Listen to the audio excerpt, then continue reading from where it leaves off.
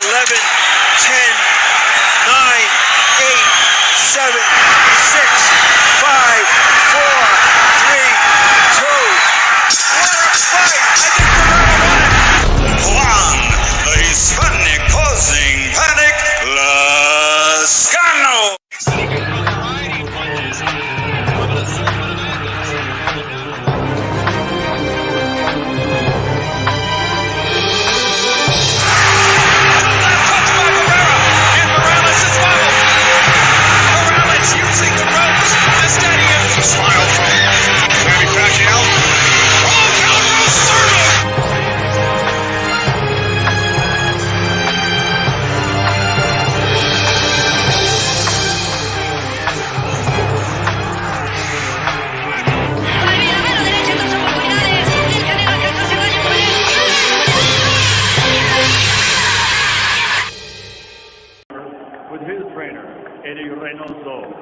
Wearing black with white, also weighing in at 167.6 pounds.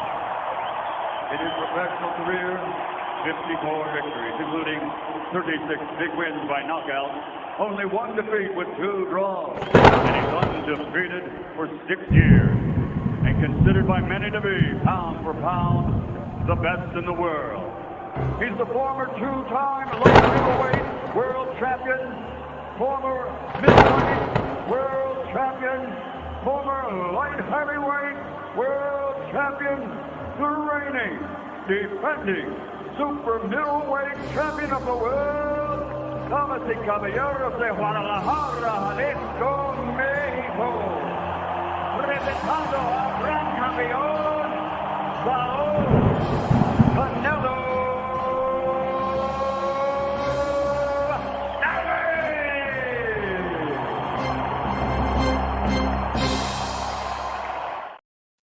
Man, we got a whole symphony out here before the start of this show. You know what I mean? And of course, Saúl Canelo Alvarez. I of course, we do have to update that intro because it says only one defeat, and we know that's outdated. But it's Michael Buffer, and it's just another level when it's Michael Buffer. All right. That's right. Shout out to Joe Lopez, 40-ounce, JC, of course, Calix doing double duties in the chat as well. Remy, Anthony Sanchez, Chicano Prophet, Demetrio, all you guys, thank you for being here. Hit the like button. If you're listening on the archive, hit the like button as well. Share this video on all your social media platforms. I don't care how big or small you are. Everything helps, okay? Follow me in Calix. I am at D-Style Boxing on X. You can follow Calix, I believe. What are you again? At Calix Boxing 2? That's right. There we go. Right. All right. He's Calix Boxing on Twitter as well. And we're the reasons, especially Calix, why Alderby has gray hair now. You know what I mean? So you want to know what's up? Go check us out. You know what I mean? That's right. A lot. Look, there's so much to unpack, so much to go over. We're going to try to blitz through it because there's a lot of topics. Let's get some of the quick ones out of the way. Catterall, Mr. Root Canal, as you call him, against Tater, the rematch. This has to be, Calix, the most competitive or controversial fight, or the loser of the fight deserves a rematch because most fights he won. Yeah. But it has to be like the most like I don't know, like not very anticipated of those rematches ever. Mm-hmm. Ever. Yeah. First of all, happy Mardi Gras to everyone out there. Happy Fat Tuesday. Fat Tuesday. So special shout out to canceled his Mardi Gras plan so he could be here with you guys. That's right. HCP. That's right. That's right. Cancel Mardi Gras so I could be with the chat today and yourself. But yeah, the issue is Catterall. He's one of those negative fighters that you speak about, right? And the Josh Taylor fight, he was super, super negative. So it got to the point where, yes, people clearly felt that he won that fight against Josh Taylor, but it's almost like, do you politic for a guy who stinks it up that much as he did in that fight in order to win the fight? So it got to the point where people didn't much care if Josh Taylor went for that rematch. They didn't much care if Catterall would move to the front of the line as a mandatory for Josh Taylor. And then on top of that, they've waited so long to get to this that there's not much demand for it, if any at this point. But it makes sense, excuse me, still for both fighters at this point, right? Because what's Catterall got going on, number one, and Josh Taylor's coming off of a loss. So it's probably the most meaningful fight for him at this point. The thing that I find odd about it, though, D-Style, is it's at 140. And the excuse that he was using after the Teofimo fight was that he was drained. It wasn't really an excuse. It was just like, I'm at the end of my run at 140. He's not an old guy. He's still fairly young. He doesn't have that many fights. So he was using the weight drained. He went to the weight drain thing, but he's going right back down to 140. So that's odd. I find that odd. Yeah, no, that's 100%. Chauncey Pro, I appreciate it. I aged 10 years and developed acid reflux after the Sunday's 49er loss, but we take it to the chin. We move on. A shout out to Boxing Kangaroo as well, by the way. What do you mean it was on Sunday? We're in Australian time. That game was on Monday morning, Cal. That's right, mate. That's right. But Okay, no, I was actually texting back and forth with Chauncey during the game, and man, I'm not a fan of either team, and I was on pins and needles late in that game. Look, just really quick, and of course, we're not going to make this about football, but I need to comment on it. It is a Super Bowl, the most watched Super Bowl in the history, 120 million homes. Now I want people to, that's not people, that's homes. All right, that is amazing. That literally means just about everybody in the country was watching that damn fight. Like, I'm sorry, wow. Boxing fan talking, the damn game, which it was a fight though. Like, you know what I mean? Like, they were fighting there, but and I just gotta say, you know, I'm so used to hearing boxing fans rag on coaches and fighters that I forgot how all sports fans do it. Like, yeah, that's true. Like, here's the thing. I get what people are saying, but it's whoever loses, they always like go overboard with the coach.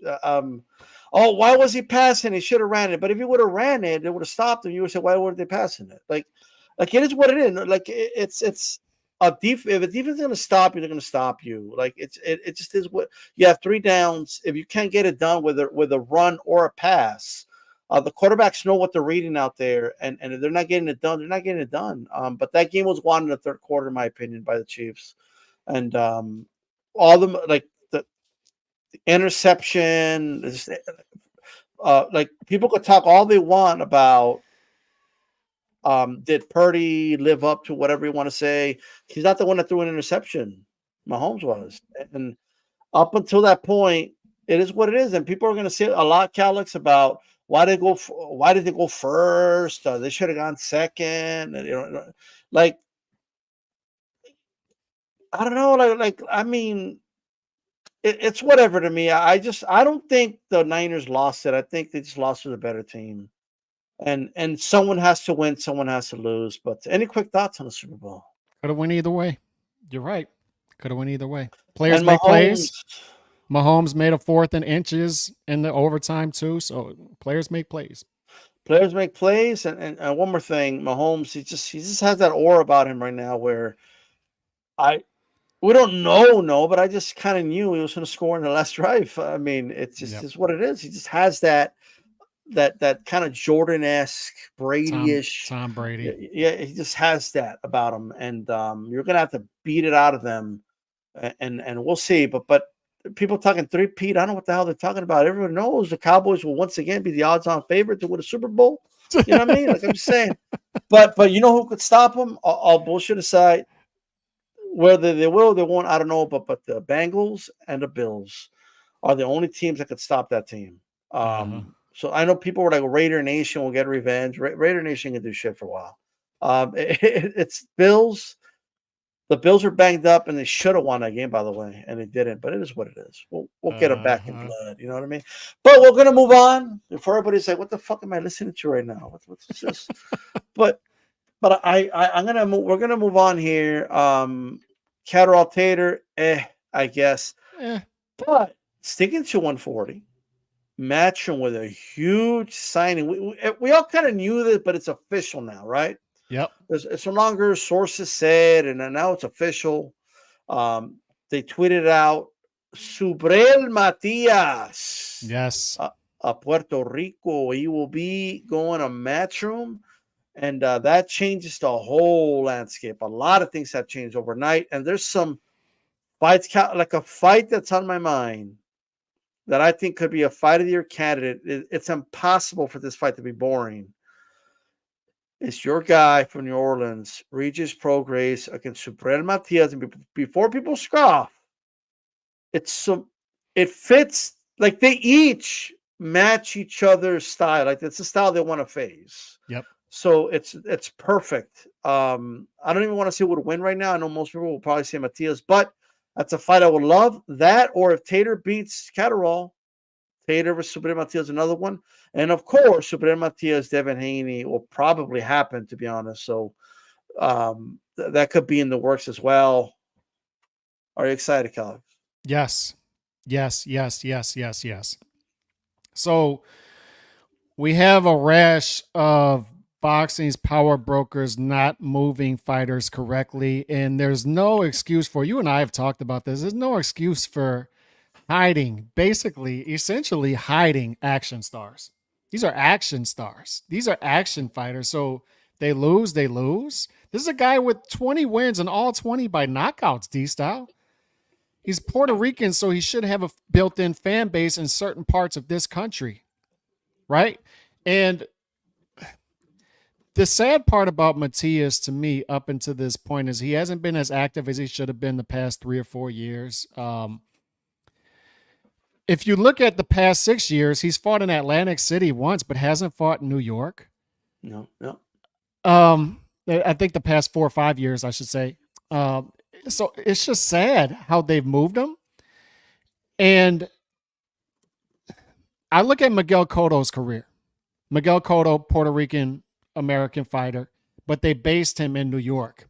His first year, he fought 7 times. Second year, fought 6 times. Third year, fought 5 times, if you study his career. So they kept him active, and they were keeping him active on important undercards. Top Rank does that right now with their young fighters. They do it with guys like Emiliano Vargas, for example. But after that, they got him to become a main event fighter earlier. But once he became a main event fighter, this is important, geography. He fought 18 of his 26 fights in 3 places. It was either in New York, Atlantic City, or Puerto Rico. That was it. The big fights, the Pacquiaos, the Margaritos, those went to Vegas, right? The Mayweathers. But those other fights were New York-based fights for the most part. And that's what they need to do with Matias. Eddie Hearn knows this because Eddie Hearn did the same thing with Regis Prograis. This is the most important thing other than opponents, because people are going to start throwing out opponents, right? You've done that. And that's the people are going to do that. That makes sense, right? That's the first thing we're going to do. But the most important thing they need to do, and this is what people need to focus on, is he needs activity, and they need to make this, they need to build him geographically to where it makes sense. D-Style, he's got 21 fights in 8 years. He's 31 years old. This isn't a young guy. Get it going. But you need to homecoming fight in Puerto Rico first. They're going to do the same thing they did with Regis Prograis. Homecoming fight. Then they're going to try to do a big fight in the second fight. But more importantly, get him to New York. He needs to be based in New York and fight him often. But that's the good thing that Eddie Hearn does, is he's promising these guys dates. He did the same thing with Regis Prograis, 3 fights within 13 months. Get your dates. Get your dates. He's been chronically mismanaged up to this point. Eddie can fix that. And it works perfectly for both parties here. It's a perfect marriage. Eddie needs fighters.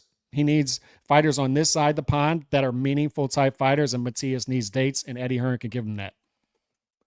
Yeah, look, one thing I'll say about this, look, we have a lot to look forward to with him, but I agree with you.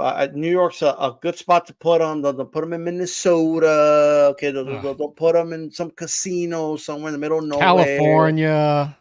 Yeah, like what are we doing here? Like, this is a guy that has like a aura very similar to Tito Trinidad. And I said aura. I did not say he's as good as Tito Trinidad. Okay, before somebody comes out, oh, he compared him to Tito Trinidad.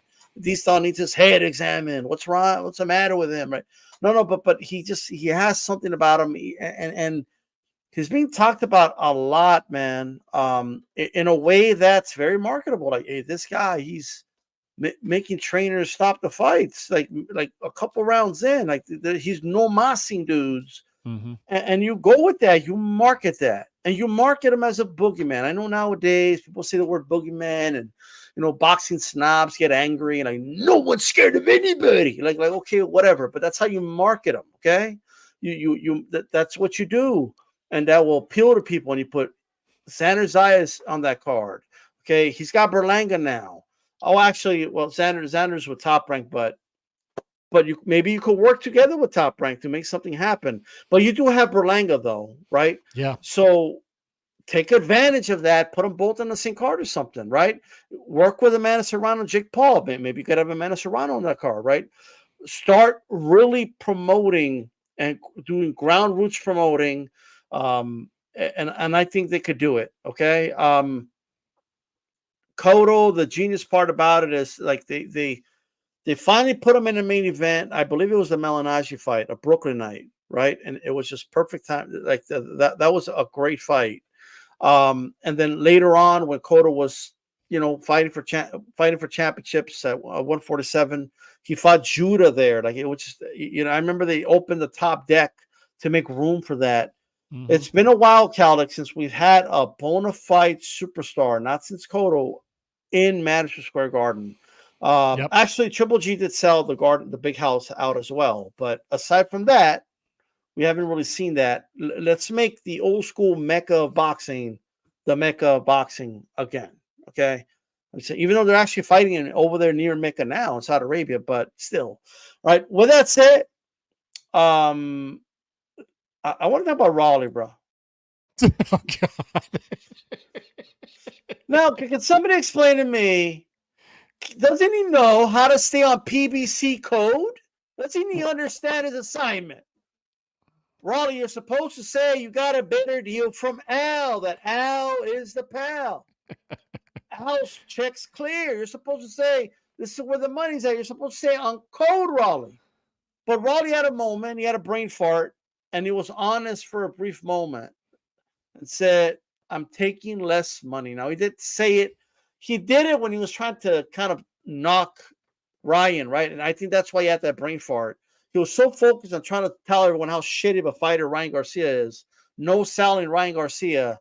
He was so busy doing that he totally forgot the assignment. And he said, I'm taking less money and people want to criticize me and I'm going to fight a tougher fight. Well, that's what we were saying the whole time. But anyway, I did tweet about it. Fight Hype got the content. And there you go. Oscar the Lawyer told the truth. And Leonard Allerby, oh my God, he lied. Right? And I only saw the clip, right, where he goes, they ask him about Cruz Raleigh's, well, that situation, you got a crappy deal over there. And they asked him, what's a crappy deal? Oh, I don't want to get into that. What do you mean? You started the conversation. What do you mean you don't want to get into it? Like, you started it. But hey, we're going to get Cruz Raleigh, whether we like it or not. Raleigh Garcia could have been a main event. I'm not sure many people wanted that either, but either way, I mean, from Raleigh's perspective, the advice he got from his advisor was to take less money so he could be employee of the month for Amazon Prime or something. I don't know what he's thinking. What's going on here? It's what, Colin, you've been talking about this on Twitter. He's a company man, bro. Like he's a company man for a company. He hasn't even had day one yet. Yeah. Imagine being a company man. You haven't even done your orientation yet. What the fuck's going on? You've been hitting a home run with this on Twitter, and showing these clips of Leonard and Raleigh. But in one of the comments I saw underneath, and I retweeted this or liked it, whatever, was when Steve Kim said it's platform protection, and that's what it is. It's platform protection. It's sad to watch, and I saw Ring IQ respond to one of these videos on Twitter. It might have been yours, and he's explaining what's happening and why what Al Heyman is doing is wrong for boxing and why it's bad for fighters. People talk about how the PBC and Al Heyman are great for fighters, but we're finding out now that there's a lot of stuff going on with fighters complaining behind the scenes. Stephen Fulton Jr. yesterday said he wants to be more active on Twitter, just vocally saying it out loud. But one of the problems is Al Heyman will work as a promoter and a manager simultaneously, which you're not supposed to do, because as a promoter, you're promoting your events, you're promoting your platform, you want what's best for your platform, but sometimes that comes at the expense of the fighter, and that's where the manager comes into play. So he's working both, and at this point, he's failing Raleigh as a manager because he's putting Raleigh in a position where he's making less money for what a lot of us feel is a tougher fight, right? Anybody could see that, and a manager can definitely see that. But he's doing that at the expense of his promotional hat, at the expense of what's best for his platform. And that's what's sad here. And Raleigh, unfortunately, like I said, I've been saying he's many fries short of a Happy Meal, not the sharpest tool in the shed, just not a smart individual. He probably doesn't see that. But he knows it because he said it, as you stated. And I'm glad you picked up on that, because I didn't even see that interview. I'm glad you shared that clip, because it just shows you that, yes, he's confirming I got paid less. He's confirming what Oscar De La Hoya said, to where, this guy is making pennies on the dollar to what we offered him, and he's taking the other fight. That's just not a smart move, but that's where we're at. Yeah. I was talking to, shout out to Joe Habib. I was talking to him earlier, and I was wondering, like, when they're saying this was the better offer, Al gave me a better offer, and I'm thinking to myself, the only thing I can think of that matters is money, right? But I'm thinking, what if it's not money? Like, what are you getting? A pat in the back? Good boy? Like, what are you getting exactly? If it's not money, how on earth is that a better offer? Mm-hmm. Like, what? I cannot imagine what it is. Are you getting stock options with Amazon Prime, or what are you getting? Are you getting a lot of land, a Ferrari? What's if it's not money, Alex? What is it? Other than cap, pension? I don't know. I mean, I maybe they got something on Raleigh. Like, you know what I mean? I don't know. Hey, Nando Llamas, I appreciate the support, brother. Shout out to you. If you guys haven't already, make sure you hit the like button. Let's get a 40 likes ASAP. I know you guys can do it. We have a goal of 100 likes per show, right? Any message you want to give to our good friends, Leonard Allerby and Espinosa, they're watching?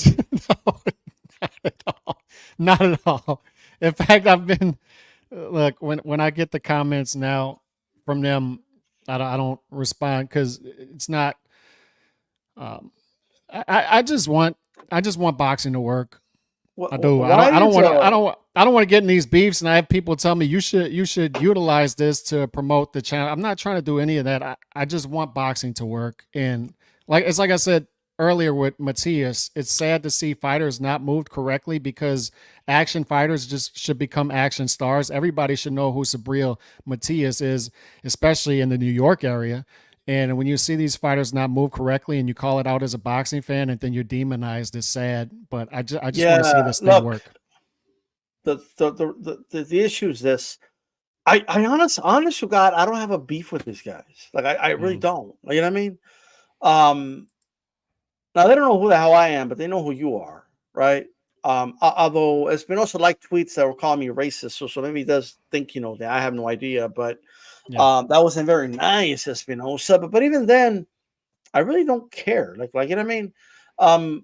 I just want what Calix wants and what most fans want. We just want good fights, and we want fighters to be active, and we're going to speak from the fans' perspective. Fighters already have their managers and their promoters and all that. Okay, I don't want to speak from that. I want to speak from a consumer's perspective. This is how I want to speak. All right, and the reality is, boxing has issues, and a lot of them. And I'm going to show you right now, or I'm going to show you that it's not like I'm out here targeting PBC and PBC is doing this wrong, and all PBC fighters, and it's a lot of PBC fighters I like, right? So it's not even that, and I'm going to use this to go ahead and transition to this, okay?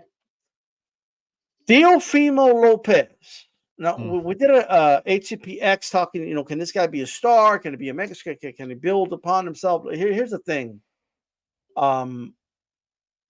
I believe, Okay? I believe that there is a response from the general public,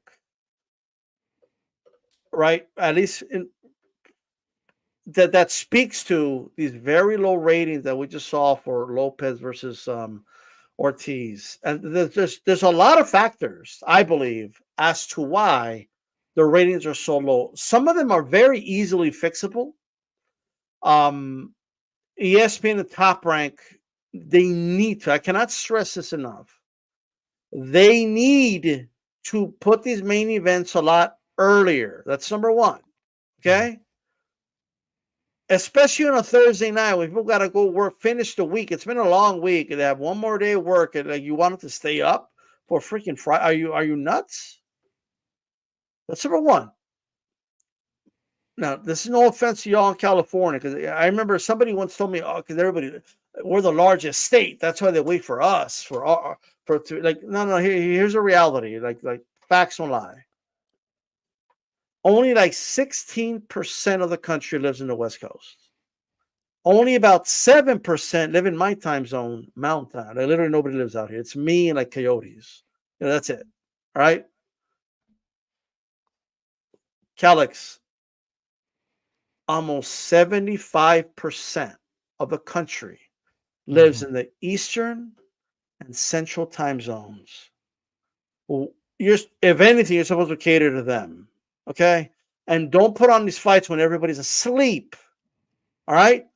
That's number one. Now, I don't want to completely use that as a crutch, because the Shakur Stevenson fight did higher ratings. I think a lot of people that saw, oh, look, boxing on Thursday night, and gave boxing a shot, watched that abysmal fight that broke records in all the wrong ways, and said, I'm good with this boxing thing. I'm not really interested. You think so? I do think so. I think there's an immediate after effect that's being felt.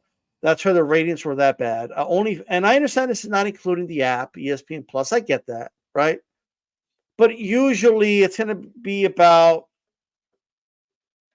Let me just put it this way: like Crawford used to get 2 million viewers on ESPN. Like some with the Cal Brook fight, he did in a way.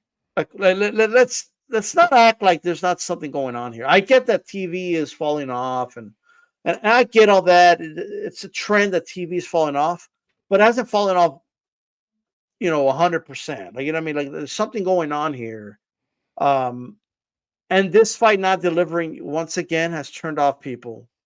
And I think people underestimate how much boring ass fights, right, turn your casual viewer off, especially nowadays with so many forms of entertainment.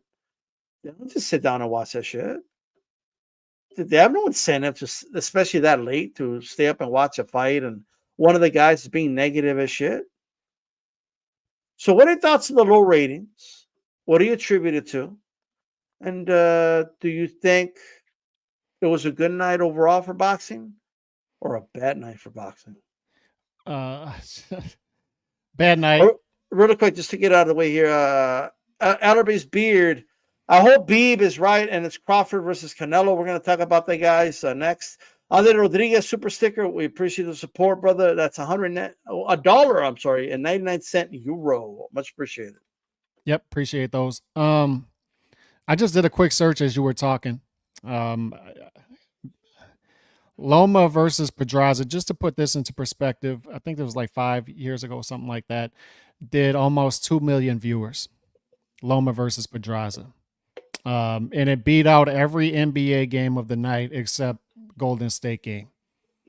So that's, I guess, to put in perspective where we are now and where we were at that point, and I guess the reach that Loma had as opposed to maybe the reach that Teofimo has right now.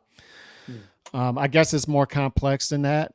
I mean, you've talked about the time of night they're putting this in. When I complain about ESPN Top Rank shows on Twitter, which I do a lot, and I've gotten people who are involved in the broadcast to respond to this. Christina Poncher, one of them, great person. But she said that it's not their call, that apparently it's an ESPN thing. So I'm wondering if ESPN is just giving them their time slot that they have to get boxing in, and they're not going to give them anything earlier. I don't know. That part I don't know. I'm not going to speak above my pay grade. I'm not going to act like I know. All I know is it's not working. It's not connecting. This Thursday night thing, Friday AM, it turns into Friday AM. It's not working so far. And before a big event, it's not working. It's not leading to big live gates. It's not reaching people. Obviously, there's some sort of curse with it, right? Up to this point, they're 0 for 2 with it because it's 2 very bad main events up to this point. And they're on early Friday AM. It's a school night, fellas, and you can't keep people awake in order to see this stuff. They're just going to catch it the next day, I guess. But it was a bad night for boxing overall. It was. Teofimo stock dropped. It took a hit, unfortunately. And I know a lot of people were cheering for chaos, and I get that. Cheering for an upset, I get that. But I really wanted Teofimo to show out. I felt like Teofimo was going to show out, although the given trend going into that fight was he wasn't, but I felt like he was, and he didn't. It was disappointing to watch. It really was sad to watch because I was thinking about this after the fight. Other than Bud, I mean, Devin Haney would be closest to possibly a great American fighter because Teofimo has been falling short of that. He's got the talent to do it. Tank doesn't fight the fights to get that credit from real boxing fans who are unbiased. Ryan Garcia's he'll never be there.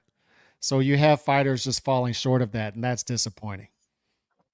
Yeah, Teofimo Lopez, it was smart to put the fight on Thursday, Super Bowl weekend in Las Vegas when there's people from all over the world there in Vegas. WWE did the same thing.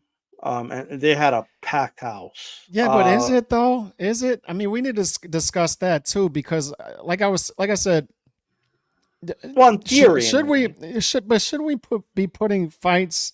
Should we just be putting them where we belong? I just mentioned Cotto, right? And if it wasn't one of those big fights, he wasn't fighting outside of New York or Atlantic City. They put the fights where they made sense. Teofimo and Shakur, to me, are not Las Vegas fighters. They're just not. And you see it in the numbers. If it wasn't for Navarrete fighting on that co-main, those people wouldn't have been there for Shakur. And I understand it's a Super Bowl crowd, but I guarantee you a lot of people that got in that event, 6,000, were comped.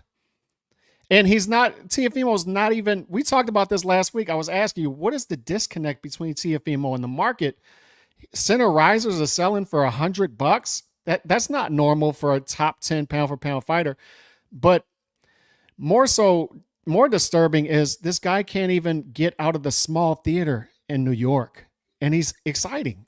Yeah, and he's a New York-based fighter. How is this happening? There's a lot to unpack there. Now, it turns out you're correct because I guess I was talking about the thought process behind. I think the intent of Top Rank was, the logic was, hey, there's going to be a lot of people there. That's what we're going to do it there, et cetera, et cetera. Now, you're correct, especially when we look at it in hindsight, because it didn't do that good. Like, you know what I mean? The arena was not packed. There wasn't even energy in the arena like that. And I'm sure a lot of them were calm. Now, I don't know that. I haven't looked at those figures, but it usually when a crowd is kind of dead like that, they're calm. Like, people that pay for this shit tend to just have more reason to go crazy. But the thing is this. I'm in agreement with you, but the thing is, like, Top Rank had a formula with Teofimo already, right? But he thinks he's too big for that formula now. True. He thinks he's too big for Heisman Trophy. Like, Heisman Trophy? What? Nah, not me. I want to be in the Super Bowl. Like, you know what I mean? Yeah. He was offended and he made an issue of Tater Teofimo being in the theater and not being in the big house. Nobody even thought about that till he mentioned it, right? Yeah.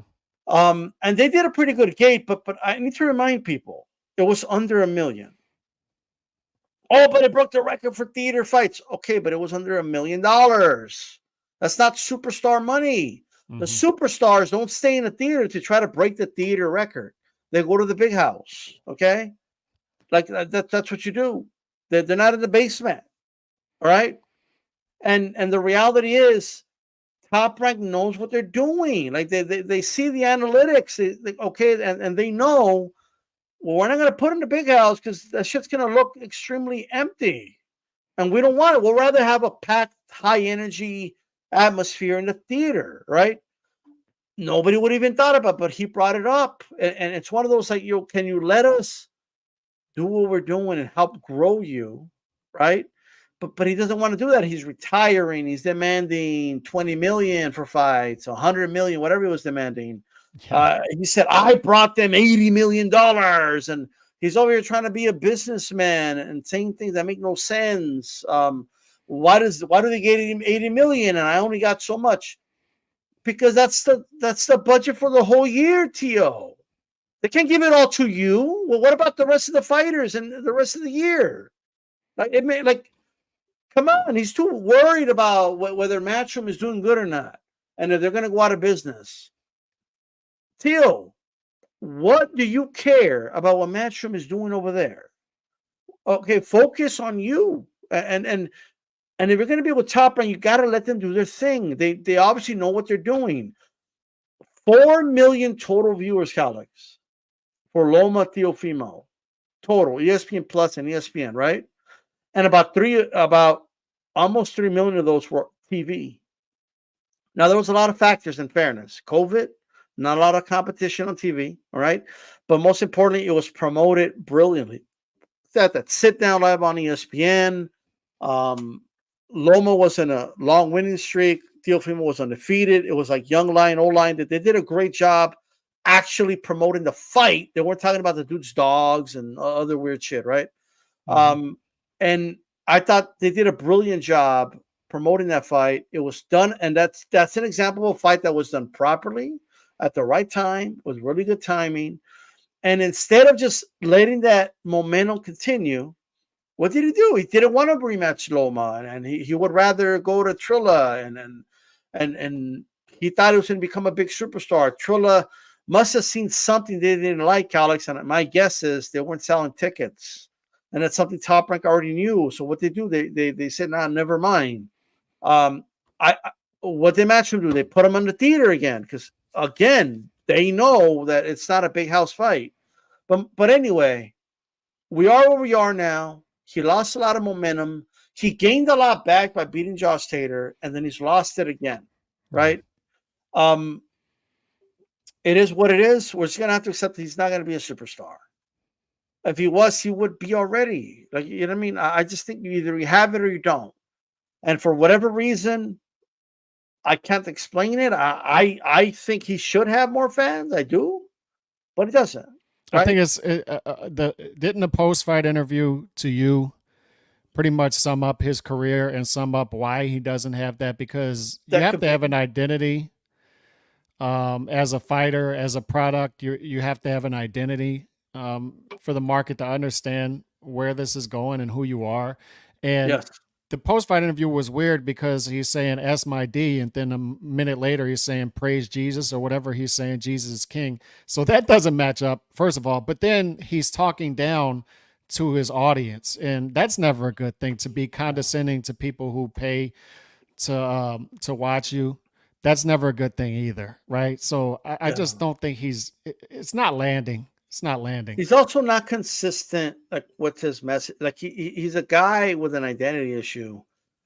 And look, I don't care about this stuff, but I could see how other people would care. Like, bro, he's all over the place. He tries to sound like this philosopher. Like, bro, you're not Socrates, bro. Okay? Yeah. Like, it is what it is. Not everybody could be Socrates. Leave the philosophy to the philosophers. Here's another thing. Yeah, and here's another thing, because I hear people say he doesn't have a built-in fan base because he's Honduran American. And look, my dad, they're from Rotan, Honduras, the island. You got to represent, Calix. You got to represent. Right, but it's not a boxing rich area. It's just not. And other than football, there's not much going on that they would care about sports wise, right? And they don't even have the foundation to build a proper national team. But you don't have to have the built-in fan base in order to build a fan base. Let me ask you this. Golovkin, but hold on, Golovkin proved this. Golovkin came over here from Kazakhstan. None of us can point out Kazakhstan on the map.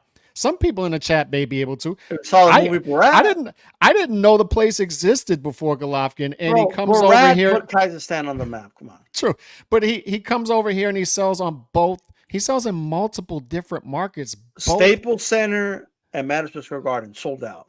The arenas he's selling out. The big house. And not only that, he becomes one of a handful of boxers in the modern era who has real endorsements. It's like him, Canelo, and Anthony Joshua. Sure, Other than that, they don't have real endorsements. He did it, and he did it just by fighting 3 times per year, sometimes 4 times per year, and mowing guys down consistently. And that was it. Yeah. That's all he did. Look, there's like he's not like I understand if people want to say, oh, because he's not Mexican American or he's not Puerto Rican and he's at a disadvantage. But all the fighters that come from other countries, you mentioned some, like Golovkin's one of them. They're at even bigger disadvantage, right? It reminds me of dudes born in America complaining about things are unfair, but then I'm like, well, look at those immigrants that came with nothing and they're doing all right. You know what I mean? So like stop complaining. Right, and just kind of understand your situation here. Teofimo Lopez did a lot of the things that happened like to himself. Okay, like it is what it is. It wasn't a conspiracy that he lost to Cambozas. You lost that fight, bro. It wasn't your night. Like stop, let go of this grudge you got with Matchroom. Just let it go. Like why are you even like why burn the bridge? What if there's a big fight that benefits you in the future and Matchroom will be right there? Like, how many fighters has Top Rank cut and then Matchroom picks them up? Like, why are you burning bridges here? Like, I don't know. I don't understand it. These ratings are abysmal. If Devin Haney had these numbers for free television, okay, I mean, we wouldn't hear the end of it. We just wouldn't from a lot of dudes. They're already going to get on them, right? The dude sells out the Chase Center. Oh, well, I mean, yeah, it wasn't really sold out. I mean, there was some seats. Like, it was a packed house. All right? Like, that's something Teofimo has never done. He's never sold out an arena. So if you get on Devin Haney, you're not consistent if you don't get on Teo. All right? Teofimo Lopez is far too exciting, Calix. He's far too good as a fighter to not be able to sell out an arena, in my opinion, especially with low prices. I know. And it starts with him, okay? It starts with him, all right? That's it. Now, with that said, I cannot continue to the Canelo topic until I say this. Ortiz, I don't want to see him on my television, at least not for a long time. No. I am, bro, I'm done with these guys sticking up the joint, and then they get fights, and I'm done, like, the more negative a dude is, you know, people are out here saying things like, well, they're both to blame for it being boring. No, like, you can't blame the guy trying to fight when one dude's running away. I'm sorry. You just can't stop two-siding it. Well, you should have cut off the ring. Like, it's not it's not the other fighter's job to make a dude fight. I don't know. And I'm tired of saying that. And I'm tired of people saying that's not running. It's boxing. Like, and the more they run, the more boxing it is. Like, you know, are you kidding me right now? And I've given this analogy. I'll give it really quick again. You're holding hands with your girl. Somebody slaps her in the ass. But you're really going to turn around and fight the dude the way Ortiz fought? Is that how you're going to fight? Is that how you're going to do it? And then say, oh, he couldn't cut off the parking lot on me. When the dude gets frustrated and says, fuck this, he don't even want to fight. He just leaves. Are you really going to be like, yeah, you see how frustrated he got? And he walked away? You telling me you're not going to turn southpaw and circle? Just run around. And then, no, it's not running. It's a box. Like what are we doing, bro? Like, what? I don't get it. Nobody likes it. Dude, I told my brother to watch this fight, and I got to explain to him.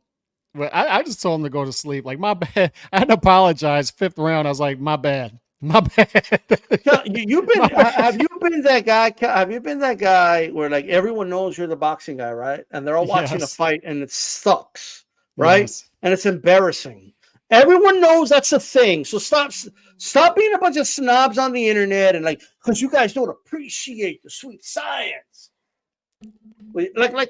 Stop. Never okay? put that look. Never put that dude on TV again, or at least until he can prove that he's worthy of getting on TV. TV fighting is a different thing. Like you have to fight a certain way to get on TV. I'm tired of hearing this. Zorilla, I don't need to see Zorilla ever again, and I don't need to see Jermaine Ortiz ever again. I don't need to see it. I don't need to see it. Keep that Fighters dude need off to my TV. know if I do some shit like that, I ain't gonna get on TV again. They need to Yeah. know that. They You need need to to figure know it out. that. I'm sorry, and people are gonna be no. Why are you trying to make them be exciting? And like, what do you mean? It's not that. I want them to fight. It's a fight. And bring back 18 by 18. They don't. Why do they? Well, I never understood why fighters need a big ass ring for. For what?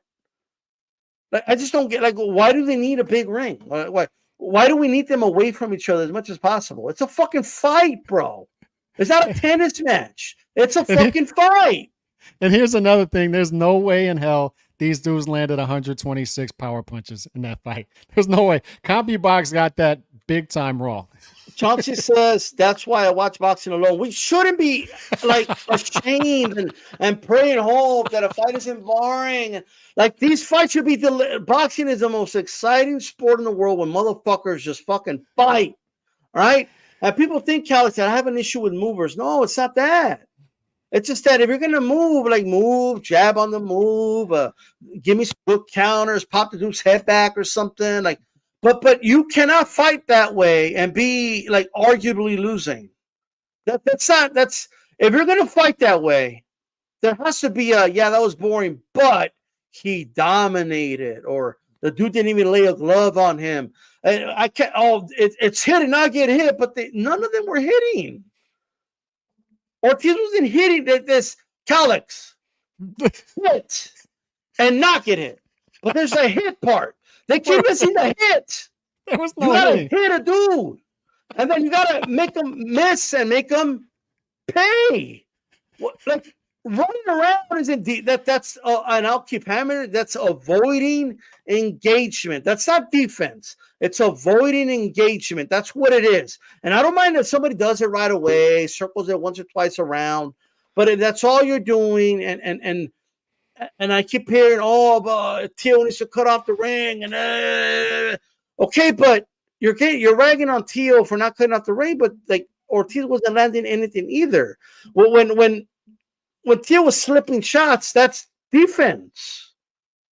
Like, what does that even mean? Oh, well, I didn't like how Teo was just throwing one punch at a time. Like, what the fuck was Ortiz doing? These little pity pat, get off me shots, trying to fence his way to a win. That's not a fight, bro. Like you know what's happening? And this happens in every sport. Athletes will exploit, right, and take advantage of a rule system, right, if they can. Oh, I could do this. It helps me win. It, or whatever. Well, what do we at? Well, let's take that away, right? You want to fight that way where you're not going to get the fight. You're not going to win, right? If you want to fight, and you're not going to get on television. No. Simple as that. Like that's it, right? We shouldn't have to watch it alone and hope it's like I've never met a UFC fan that doesn't want people to watch it with them because it might be boring. It might be a boring night of fights. I swear I never met a UFC fan that's like I watch it alone because I'm worried that people are gonna like complain about the fights. Never happens. Okay, HLD. Before we go to the Canelo topic, tag boxing is a sweet science. You don't know shit. Tag box, I like it. Tag boxing. And neither one of them were tagging each other too. That's the saddest part. Jesus Christ, bro. And then Crawford's tweeting out, it's hit and not get hit. Ortiz wasn't hitting. Like they landed the same amount of punches, bro. Like, what are we doing? Mm-hmm. Anyway. Canelo Alvarez, Calix. Canelo. Big announcement. I heard everything this week, bro. I heard Canelo's going to announce that he's no longer with PBC. I heard Canelo's going to announce him to fight in Saudi Arabia. I don't even know where people came up with that one. But whatever. Like I'm like, he's not going to find Saudi. I heard he's going to announce that he's leaving PBC and he's going to go to go fight Munguia. I heard a lot of shit. Yeah. All it was I'm going to stay with Azteca. That's a TV broadcaster in Mexico for another year. They gave him a nice jacket and he wore it proudly, whatever that means. And They give them jackets over there. They got money in the budget for jackets. I need one of them. I need one of them jackets. I mean, I didn't see anybody from the PBC stable could get an Amazon Prime jacket. Maybe not even Raleigh, and he was like trying to be the company man, like, you know what I mean? But hasn't even got to orientation. He's already the company man. But here's the thing. So it's that, and he did confirm I'm going to fight May 4th, and it will be with an American fighter. Now, before somebody gets all technical on me, but America's the whole continent. We know what he means. He means a fighter from the United States. But I'm just saying, U.S. fighter, U.S.-based fighter. You know they're going to do it. Like, you know, it's going to happen. But yeah, it's going to be. So, in my opinion, that it means it's either Jamal, which a lot of people feel is the odds-on favorite to be the kind of opponent, Crawford, or Benavidez. Technically, he's he's Mexican American. So there you go. Yeah. So yeah, to your credit, that's what you texted me last night. You were like, I think he's just going to announce Box Azteca extension with them. And so what did we learn today? We learned that he's keeping pay-per-view. He's passionate about that, obviously, right? And I'm not. You'll know the history of that better than me. About pay-per-view in Mexico, not pay-per-view in Mexico, TV rights, all that stuff like that. But he's saying, I don't want pay-per-view in Mexico. I want to keep my fights free for my people. So that's good. I think that's a positive, and you can speak more on that than me momentarily, because you'll have more experience with that. Not retiring. And not retiring for 5 years. I think that's another important one. I'm glad he said that. I completely forgot about that. He did say that. He said a minimum 5 years. What he said. So he's saying, I'm sticking around for a while. I'm not leaving. I'm going to be here for a while. So 5 years. I mean, you're looking at 10 more fights, 11 more fights from this guy at least. So he's going to be here 5 more years. May 4. We found out the date is May 4. He's going to be here May 4. So that's good news. He's staying on schedule, and American fighter. So he's narrowing it down, and Munguia is now out of the mix, which I kind of like the Munguia fight. So I understand he's speaking to a Mexican audience. He's telling them, I'm not going to do Mexico versus Mexico. Maybe he sees that as empathy or sympathetic. I don't know, but I like that fight. I was hoping it would be Munguia and Benavidez this year. That's just me, but it's not going to be that in May. So we found out all that. One other thing that he said, and it's hard for me because I'm trying to rely on translations, and some of the translations are bad. I don't know if you caught this in much of the interview, but he said something about how when he moves up to 175, or moved up to 175, he said he felt like he wore down earlier in those fights. I don't know if you caught that. So that could give us a hint that he's probably at 168 to stay. Yeah. So that I caught that too. That's another thing we learned. But I think the big thing we learned today, D-Style, is, and I tweeted this out earlier, and I think I've talked to Chicano Prophet about that. Shout out to him in the chat. Is he's still there are narratives being pushed out there, faces of boxing, new sheriff in town, stuff like that from his detractors. What we learned today is he's the face, and if anything. And the detractors won't like hearing this, but if anything, the gap is widening. That's what I learned today. Is I can't think of another fighter who could do what he did today, to where the whole boxing world is like glued into what he's saying, sort of like LeBron James's decision day when he went to the Miami Heat. Everybody's locked in to see what this guy is going to say, and they're critiquing every single thing that he says, every decision that he makes in this press conference. I can't think of another fighter who can have anywhere close to this sort of grip on the market. And I think that gap is widening. And I think his detractors thought that maybe since he fought Ryder and then Mel, and it's looked like he's fighting Maul, that his grip on the market would start to slide. And I'm not seeing that.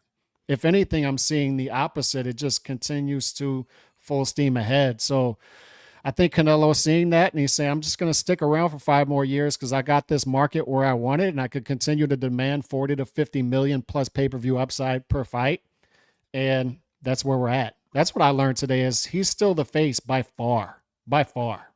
Yeah, look, he's got people mad at him for announcements that are not even official. Like it's like the craziest thing. While you could, if someone wants to argue, look, it looks likely he's going to fight Jamal, and that's what the reports are saying, and I get it. And I don't know if this is denial, Calix. Maybe it's denial. I don't know. I look. I don't live in Egypt, you know, but it could be denial. Okay, but what I will say is this. I just refuse to believe he's going to fight Jamal. I that fight is so bad. It's Yeah. so epically bad. It's even bad by PBC standards. And I know that's saying a lot. I don't know But about that. it's you cannot name me one PBC fight, pay-per-view main event that was worse than this. You think Give it's me that one. bad? You think it's that bad? I think it's the worst main event that they would have ever put on. I do. You I think do it's that. worse than Tim Tszyu, Keith Thurman? Do you really? Because I don't. Yes. I don't think And so. I'll explain why. Because Tim Tszyu is nowhere near the face of boxing. Tim Tszyu is not. I don't hold Tim Tszyu at the moment anyway as high as I do Canelo. There's just a higher standard for Canelo, No, I right? understand that part. And I feel he's had a couple of gimmies that the Golovkin fight. I said I don't like it, but you know what? I get it. The Ryder fight. I said I don't like it, but I get it. Fine. Jermel, I don't like it, but I get it. Like I don't want to like it and get it again. You're tired of saying that, is what you're saying. And this one's worse than those past three. It's worse than the Golovkin fight. It's worse than I like the Jermel Golovkin fight. I like the Golovkin fight. Yeah, well, okay, but you agree with me then? It's a better fight. It was anyway. So Jamal's a bad fight. It's a really bad fight. Like I'm sorry.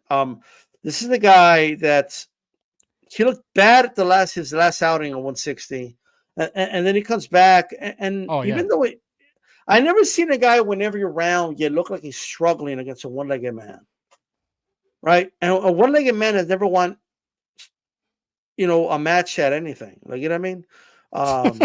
Like I never seen a one-legged chess champion, much less a one-legged. We don't know that. We don't know that. Have you seen a one-legged chess champion? I haven't, but I'm sure it's happened.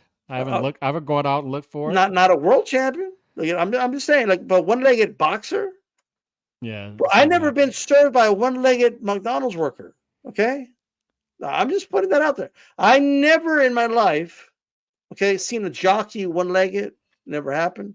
I never seen a one-legged quarterback. I never seen anything like that. Okay, I'm just saying. Let's put that out there. Right? So Canelo, ProBoxingOdds.com have him as an 8-1 opening favorite against Jamal, which is wider than Mel actually.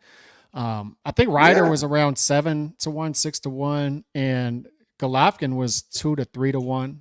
He couldn't. So those are. I'm just saying, like there have been wider odds pay-per-views. Actually, Tim Tszyu and Keith Thurman is wider odds than that. I get it, but I just think that I think they're wrong.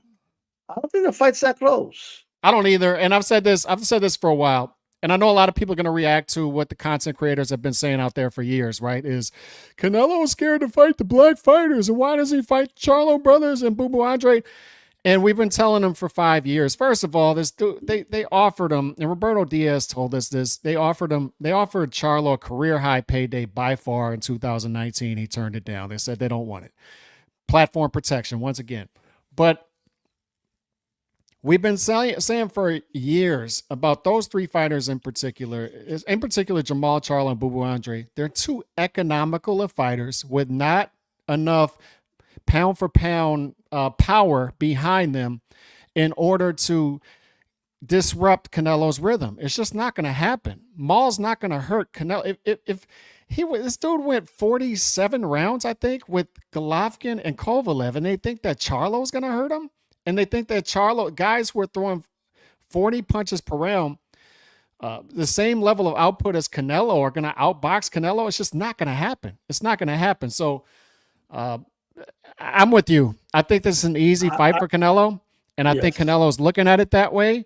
And I'm hoping, just like you, that's not the May 4th fight. Because I don't think Maul should be in the mix either. I don't know how any boxing fan could say, oh yeah, I want it to be that fight. I just don't. I can't visualize that. Another thing is this: Canelo literally has the ability to fight whoever he wants. Tim Tszyu doesn't have that luxury. Canelo says, Crawford, you're up. May, let's go. Right? The fight's going to happen. Tim could say all day, hey, Crawford, I want to fight you, I want to fight you, I want to fight you. Well, Crawford has something, not that Crawford is worried about fighting anybody, but he has to think about his options, right? There's a reason why Jermall went up in weight and fought Canelo instead of fighting Tim Tszyu.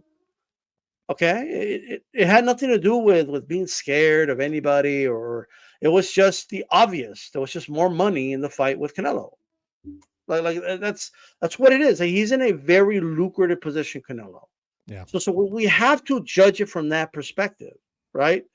And if anybody tells me, so this was Canelo's choice, and he could have had many other options, but he chose Jermall, it's hard to defend that, bro. Like it's hard to. It's I don't like it, but I get it. It's not hard to. We're not going to do it. 100%. That's so. There's a way to look at this business wise, and we'll set that up, right? As he can fight whoever he wants in this deal and get his guaranteed money. And to be quite honest, and Canelo knows this because he sees the market is you have a certain amount of pay-per-views priced in. You talked about this last week when you were saying there were the rumors out there that they didn't have money in the escrow, and he's saying Canelo fight's going to make money. Don't worry about that. They're not. The PBC is not going to fumble the Canelo bag, right? Right. You talked about that last week. To your credit. But I look at the acceptable fights. For me, Munguia is an acceptable fight after what he's been doing, and Bud's an acceptable fight. And obviously the fight that we want, the number one fight we want, is Benavidez. You and I want that fight the most. Some people want the Bud fight the most, and I think that you can argue the market has Bud number one in the sweepstakes. You can make that argument that it's the biggest fight, right? I agree with that. Chelsea, go ahead. Finish your point. No, go ahead. Finish. Now, Chelsea Pearls, if it's small, casual's going to be like, why is he fighting the same guy again? If you had to bet the house who was the opponent in May, I'm going to tell you guys right now. I wouldn't bet anything. If I got plus odds, if it was like 2-1 odds, I would say Crawford. Call me overly optimistic. Oh, boxing never does this for us, and whatever you want to say. I think it's going to be Crawford. Like, I hope you're right. Maybe it's wishful thinking. No, I hope you're right. But what I was getting at is Maul's not acceptable for us. And we need to stop doing this thing because we need to be better than the guys that, the Tank fans and guys like that. Even some Benavidez fans, ironically, who with other fighters throw out numbers. And it's like, good Lord, are you going to be the one to throw out numbers? But they'll say Benavidez doesn't sell pay-per-views. And that's right. He doesn't sell pay-per-views. He's not a pay-per-view fighter. Doesn't do big live gates. When he fights in Vegas, they have, and I know this from people who attend these fights, they tell me is they have certain sections at the top curtained off for Benavidez fights. So all that stuff is true. He's just not a draw up to this point, and there are many reasons for that. But you can't use that as an excuse for not getting the Canelo fight when what has Ryder done to get that shot over a Benavidez? What has Maul done? What has Mel done? Those guys aren't draws either, and they're getting the shot. Mel couldn't draw for an undisputed fight against Castano. Now, granted, it was in California for some reason, an Argentinian and a Texan, but they had an abysmal gate for that fight. Yeah. Jamal, the brothers did a pay-per-view together. It did under 100,000 buys. So people could say what they want. I think the Benavidez Plant fight did over 1 million at the gate. That's something that a lot of guys haven't done. And here's another thing: is you and Beeb said this too. I don't remember who said it first. I remember you bringing it up, but it's not always addition; it's multiplication. Certain fighters you put together, and it multiplies. The numbers multiply. And 100%. Tank versus Ryan is proof of that, right? Because Ryan didn't sell a single pay-per-view before the Tank fight, and Tank was selling 50 to 200,000. Look what they did. 100%. And you put Canelo and Benavidez in there, seeing a 2 million number pay-per-view buy, 2 million pay-per-view buy number would not surprise me. Same thing with Bud, even though Bud's not much of a draw either. And I want to make sure, like, to a lot of diehard, like I consider myself a diehard Canelo fan, to be honest with you, but Yeah. for a lot of diehard Canelo fans out there, if look, you can do what you want, but if the Jamal fight is announced, I'm going to shred the fight. Okay, I'm going to do it. I'm sorry. And if you want to come with whataboutism, what about this guy? What about that guy? Like we talk about those. That's number one. But second, if you guys start attacking me, like, how is that going to make you look? Like, I mean, like, you know what I mean? Like, I'm just saying, like, okay, like, we have to accept that it's not a good fight. I'm sorry, like, I'm just saying, it just isn't. Now, I just don't think he's going to do it. Like, the reality of that fight. The reality of that, though, is if he fights Maul, it still goes over 500,000 pay-per-view buys, yes, which is what they're looking I at. agree with that. I agree with that. And it is what it is. But does he want to do 500,000, or does he want to have one of those mega fights that does over 1 million? What does Canelo want? Mhm. Right? And I think Canelo cares about his legacy. He does. And I'm not gonna go the route of comparing him to Tank Davis, or because that's ridiculous, right? Tank hasn't done 1% of what Canelo's done, right? So Tank has a ways to go before he's even in a conversation resume-wise with Canelo Alvarez. I'm just gonna put that out there, right?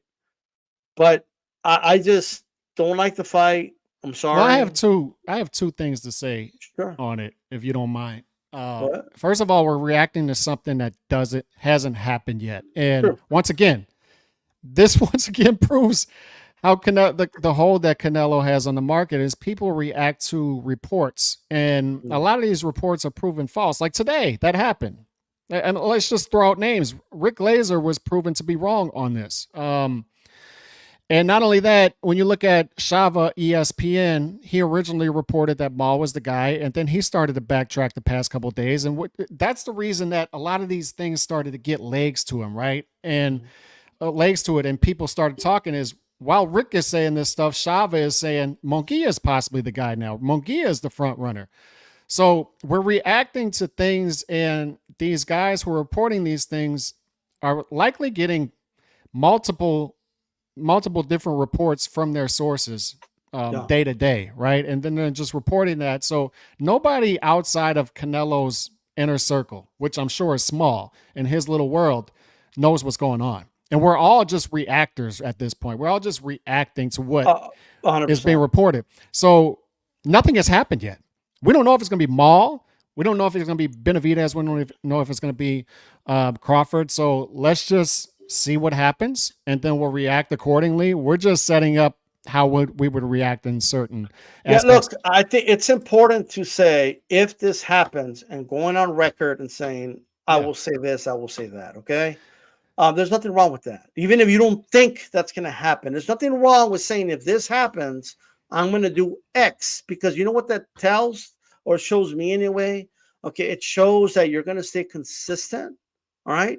And you're holding yourself accountable if something happens, right? That's what that is. Well, hold yourself accountable to what? To my word, right? To any credibility you may or may not think I have. I'm telling you right now, like, you're not going to see me praising the fight, okay, if it happens. That's all I'm saying. MAW, hello, boxing fans, Eastel, Calix, chat, subscribe, share, smash that like button, folks. What I miss? How's it going, mate, out there in Australia? You know what I mean? So shout out to him. What's wrong? All CE is speaking, all right? Like, I'm just saying. And Santiago brings up a good point, too. It is the equivalent of Floyd versus Berto in a way. It's taking care of a guy who is possibly, we talked about it earlier, like a Raleigh is a guy who is serving them as far as a pawn in their game for platform protection, and a lot of these guys do this stuff and they're promised something on the back end. So maybe Maul was promised something on the back end, much like a Berto, and they're cashing them out, right? So possibly that's going on. But the other thing I wanted to say is let's assume that Benavidez isn't in the mix for 2024. Let's just play that game real quick. Um, Benavidez, where does he fit with Amazon Prime currently? Because if he's not the May 4th fight and they're going with Tank in the summer as being reported, when does Benavidez fight on Amazon Prime? When's his main event? And who would it be that's pay-per-view worthy? And the reason, a good point. but the reason I bring this up is nobody's asking that question, like, where does Benavidez fit in? And what I want to see Benavidez do if he doesn't get the Canelo bag this year, which would be very unfortunate, is first of all, hopefully WBC says, look, Benavidez versus Billy for WBC. And that gives us a good fight. It gives us a hell of a fight of the year candidate. And it allows those guys to fight for something that they've earned. They've earned a shot at that title. Right. But I want to see Benavidez take matters into his own hands and say, look, with or without Canelo, I'm going to fight the fights and I'm going to start mowing these guys down. I'm going to continue 100%. To do that. Look, I think he's already been doing it, though. He has, but last year. He has, but he needs to continue to do it. They can't revert back to type and fight a Jesse Hart type fight. They just can't do that. I get what you're saying, but I don't think they're going to go back. I think they've done it the right way since he lost the belt. Okay. He himself said here on this podcast, actually, he said, I need to work my way up. I don't get to just skip the line and get a title shot right away. I need to work my way up from the bottom back to top. That's exactly what he's done. And last year, he did that. Where I would disagree with you is Lemieux, the only fight in 2022. And then people have forgotten about this. And David Benavidez, to his credit, I think this is where he took control of his career, much like Stephen Fulton Jr. I think this is where it happened specifically is people don't remember. January 2023, the reporting was he was going to fight Uska Tigwai. And that was going to be the fight.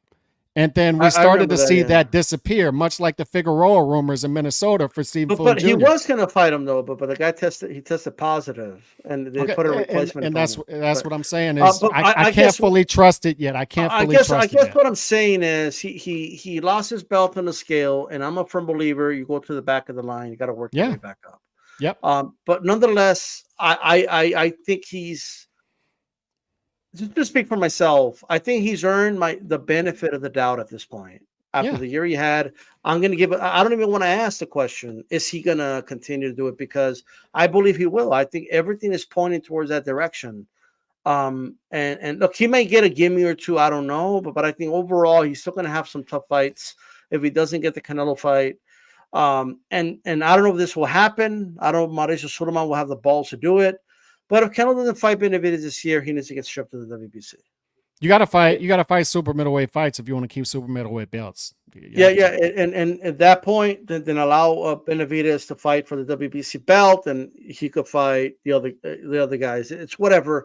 I just hope that doesn't happen. I am very optimistic, Alex, that he's going to fight David Benavidez. I really am. All right. And I'm very optimistic that fight at least happens. If it doesn't, then it doesn't. One more point before we give our quick thoughts on a Shocky Foster Nova fight. People are making great points when it comes to Benavidez' star power or his ability to sell tickets. Or I get that, right? I'm not here to say that the guy is a mega attraction, because he isn't. What sells with Benavidez Canelo is not Benavidez himself necessarily. It's the idea of Benavidez and the threat he poses to Canelo. That's what Canelo is a star of the show. He's a star of the movie. He's the protagonist. You know what I mean? He's the main guy. He's Superman. He's whatever. No one's gonna watch a Doomsday movie. Like, you know what I mean? Like, Doomsday, what? Is the Superman in the movie? No. Like, what? And no one's gonna watch that, right? Mm-hmm. But they show up to watch a Superman movie, right? In this case, Canelo is the main character, right? He's that Doomsday character, the way he's been presented. And people want to see Superman versus Doomsday. Yeah. Right? So that's what this is, okay? What's Thor's sister called? I forgot the name. No one's going to watch a movie about her, but her being a threat to Thor, okay, people got behind that. Like, it is what it is. Thor has a sister? He had a sister beating his ass. She's the one that destroyed the hammer, bro. Like, what do you mean? Like, I'm just saying, like, no one's gonna sit down and be like, oh yeah, I'm gonna watch this Magneto movie. No, they want to watch the X-Men, and they want to watch, like, they want to see if Magneto could destroy the X-Men. That's what it's all about. You know what I mean? I'm just saying. He's so Right? he's a real threat, is what you're saying. Yes. So the 100%. 168 throne, he's a real threat, and I agree. But I just keep going back to that. It's sad that the whole existence is the attachment to Canelo, because it should be more than that up to this point. I'll just say that. Like, Benavidez should be more than just the Canelo nemesis. That, other than if he's not fighting Canelo, there's just not much of attraction to it. That's kind of sad to me, because I understand that. That's such a fun and talented fighter. I get it 100%. I think he is more than that. In fairness, I think he's building a fan base. But I just think I'm only speaking to the people that for some reason don't think it's a big fight with Canelo. Oh, that's ridiculous. Because here's the deal. You know how many pay-per-views Marcus did against Casamayor? How many? 55,000. Mm-hmm. They didn't do a good gate, nothing. But when he fought Mayweather, they did over 1 million. When he fought Pacquiao the third time, he did over 1 million. Yeah. Fourth fight, over 1 million. The right fights sold. It is what it is, right?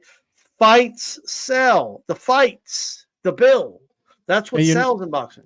And you know another thing about this, and I've heard a couple of people say this just recently, about one of the issues with boxing and how you know it's broken at this point is we're not getting the trilogies we used to get. We're not getting like good or organic trilogies that people are asking for, because this rivalry is so great. Like the last one we had was Canelo and Golovkin, right? Or Chocolatito versus Gallo Estrada.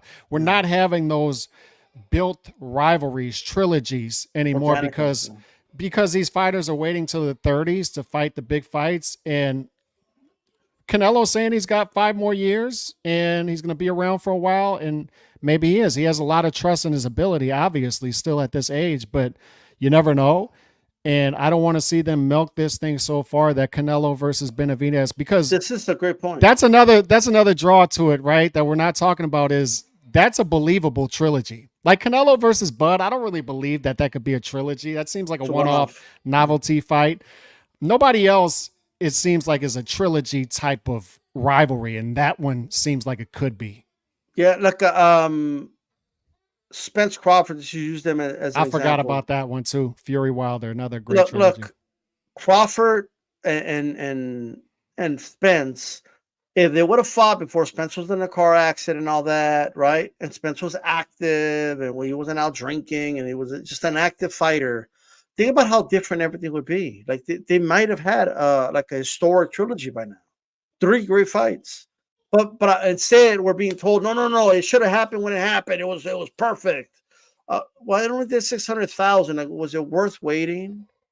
It's like we added 100,000 buys per year. Like 600,000, or maybe close to 700, right? Good, but we waited how long for the fight to happen? I would have rather have had a rematch, 3 good fights, whatever. But anyway, yeah, there's a great fight this weekend. Yeah, right. It sounds like 2 superheroes. Shock Foster is a supernova. It sounds like it's like a monster movie. Shout out to Apollo Creed. A damn monster movie. Shocky Foster. Something Bradley said. I don't know if you caught it. Did you catch what Bradley said about the fight? Catch what who said? Timothy Bradley on the broadcast of ESPN. He said the following. I want your thoughts. He said, Shocky's the most skilled fighter, but Supernova wants it more. Nah. And I think they asked him, like, he wants it more. Yeah, he wants it more. Like, first of all, I have no idea. He's entitled to his opinion, but I don't even know how you determine that. How do you quantify? How do you know that? Like, you know what I mean? Like, you look at him in the eyes and ask him, and like, but here's why it's strange to say that. That's a hell of a statement, because did you not see, like, I the last fight? Yeah. Because Rocky Hernandez said that doesn't show you how bad he wants it. I don't know what does. Behind the scorecards, been hurt in the fight. He needs a stoppage. 12th round. Let's go. Right? And he gets it. Mm-hmm. I don't, you don't necessarily have to say he wants him more than Supernova, but saying someone else wants him more than him, hell of a statement. But look, I'm going to go with O'Shaquie Foster in a thrilling fight. I think they're both going to hurt each other multiple times in this fight. I actually predict it's going to be a fight of the year candidate, believe it or not. Some people are saying it might be a stinker. I hope they're wrong, but I think it's going to deliver. I think it's going to be pressure on them to deliver, given what happened last Thursday. I think it's going to be a good fight, and I think O'Shaquie wins a close, competitive decision. I think it's going to be wider than that. So I put out the betting odds on Twitter. O'Shaquie Foster is minus 1,100, so 11-1 favorite. I'm keeping a close eye. I haven't bet yet, but minus 122 decision for Shaq Foster is interesting, and 10.5 over under 10.5 rounds. But people need to pay attention to this with Nova, and it's so apparent to a lot of people who've been following his career. Shout out to Lukey Boxing. He actually DM'd me after I put that out and said, take into account that Nova fades badly in fights. And it's not only that, we've never seen this guy in a 12-rounder. This is his first 12-round fight. This is a big step up for Nova. Now, he's fought guys. He fought Robeisy Ramirez and got knocked out. He was outclassed in that fight big time. Brutal. But Lopez, he fought Lopez, and that was a tough fight too. And that was a brutal fight. It was a hell of a fight. But he showed some flaws in that fight too. He gets hit, and he squares up. And that's going to lead to an exciting fight, I believe. I don't think it's going to be a stinker. Now, we've seen some stinkers recently, and I'm saying I think it's going to be a good fight. Knock on wood. Yeah, I think it's going to be a good fight, and it ends up being one of the worst fights ever, right? So I think we're going to get a fun fight. The thing that I like about O'Shaquie Foster is I love his story. 11 straight victories after being written off for dead in his boxing career. Gets into some trouble and then builds his career back up slowly. And he slowly climbs the ranks back up in order to get his shot at a title. And he's a 4-1 underdog in the title shot, and he wins. And then you think he's got something going. And then I saw him in New Orleans, and I talked to him for a little while. And he said, man, I'm just frustrated. Like, Eddie is standing right there. And he's like, Eddie will not meet with me. Eddie won't meet with me. I want to fight Joe Cordina. I'm willing to go over there, and he will not meet with me about a Joe Cordina fight. He will not set me up with that fight, and couldn't get the fight. Didn't whine, and he went to Mexico in a toss-up fight in which the ring size was small. The judges were obviously against him. There were a lot of things against him in that fight. It looked like he was set up to lose, and he takes matters into his own hands in the 12th round. He's everything that's right about boxing, in my opinion. That was one of the best fights of the year, and it's one of the best stories. Sounds like he wanted it, right? It sounds like he wanted it, and he's a pro's pro. He's a vet. To me, he's one of the best stories flying under the radar in boxing. You want that to keep going. You want it to continue. He needs the belt for leverage, even with this top-ranked deal. But I think there's possibly more to him, in that you talked about this after the Rocky Hernandez fight, is sometimes guys surprise you and they become action fighters, and you would have never expected it because he's not a big puncher and he's a technically sound fighter, but sometimes those fighters become action fighters, and he has that possibility about him too, and that there's certain avenues he can go down, and we'll see what happens with this top-ranked deal because he's got several fights that could be on the table for him. Yeah, like for some reason, people think like being exciting is mutually exclusive from skillful. Like, no, you could be both. Yeah. And like you said yourself, it was an 18 by 18 ring. Yeah. Magic happens when it's an 18. There's a reason, Calix, why for so many decades, for a century practically, they fought an 18 by 18. There's a reason they did that. Like those. I don't even know why they decided, you know what? Let's just change the whole thing. Let's just make it 20 by 20. Now we do 20 by 22, 24 by 24. For what? If a guy is skillful, he could get it done on 18 by 18, but he's going to have to be more active. He's going to have to throw more to get a dude off of him, right? And it's going to make for better fights, okay? Simple as that. And also, limited holding, the whole nine, makes for great fights.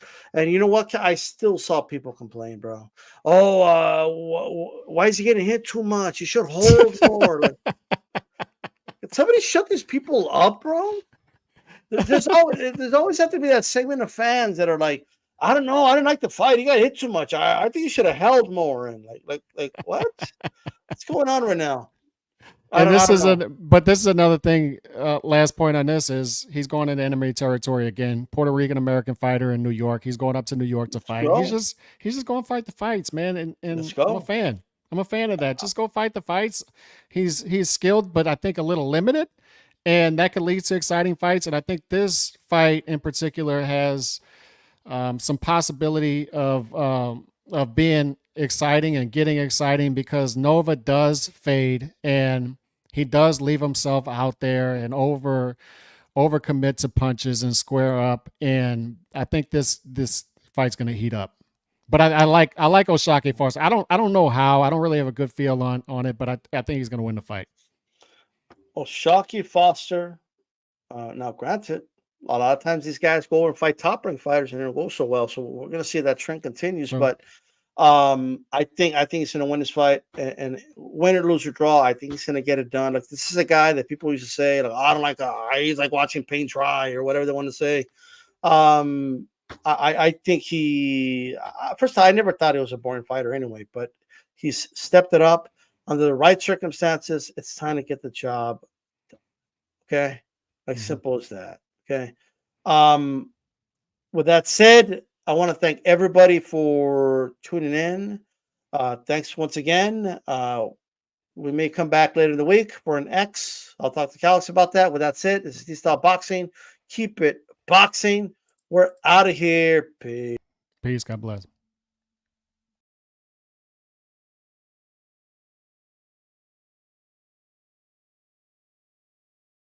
Let it